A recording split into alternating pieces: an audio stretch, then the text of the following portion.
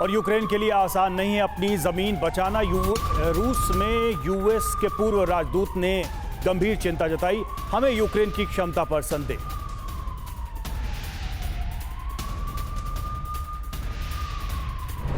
तो यूएस के पूर्व राजदूत ने देखिए एक बड़ा बयान दिया है और यूक्रेन की कैपेबिलिटी को लेकर ये क्वेश्चन उठाते नजर आ रहे हैं। साफ तौर पे अब लड़ाई को लेकर अलग अलग ओपिनियन सामने आ रहा है, जिसमें यूक्रेन के जो दावे थे और जो हकीकत है या फिर जो एक्सपर्ट्स को लगता है वो सारी चीज़ें भी अब सामने आ रही हैं। वाकई में इस युद्ध में यूक्रेन कहां तक जा पाएगा, इसकी क्षमता को लेकर ये संदेह जताया जा रहा है।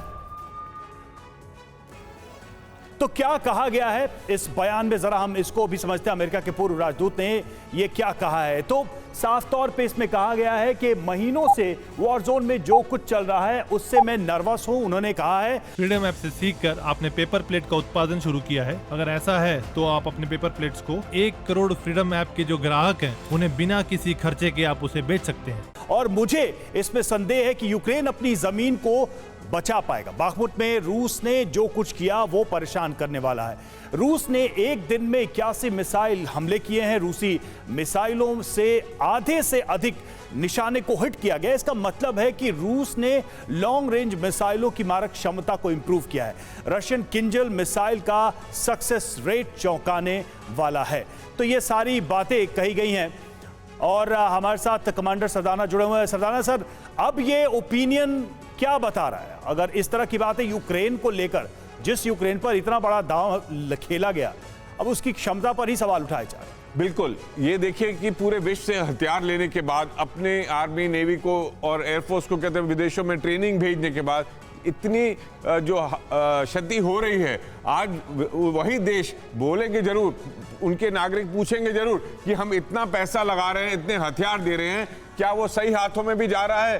क्या वो अपने आप को बचा पाएंगे कि नहीं? आज नहीं तो ये कल बातें खड़ी होंगी ही होंगी और आज नहीं तो कल अमेरिका ये सपोर्ट देना बंद करेगा। अपनी पब्लिक उनके जो उनको सरदाना सर, एक और पर्सपेक्टिव आपको ये नजर नहीं आता है कि जो पूर्व राजदूत बोल रहे हैं वो यूक्रेन की क्षमता से ज्यादा नाटो की क्षमता पर सवाल उठा रहे हैं। बिल्कुल, वो और आज नहीं तो कल ये उनको पीछे हटना ही पड़ेगा, क्योंकि यूक्रेन हो चाहे नेटो हो, पूरे मिलाकर भी रशिया के आगे नहीं खड़े हो सकते, क्योंकि रशिया एक इतना शक्तिशाली देश है मिलिटरीली कि उसके लड़ना असंभव के बराबर है। लेकिन श्रद्धेंदु सर, अगर रशिया शक्तिशाली है भी, वैगनर चीफ और पुतिन के बीच ऐसे विरोधाभास की खबरें सामने आ रहे हैं जो मिलकर के यूक्रेन के खिलाफ ये लड़ाई लड़ रहे हैं। एक तरफ नाटो यूनाइटेड है, दूसरी तरफ इस तरीके के मनभेद की खबरें। कैसे ये जंग यूक्रेन के खिलाफ जीत पाएंगे पुतिन?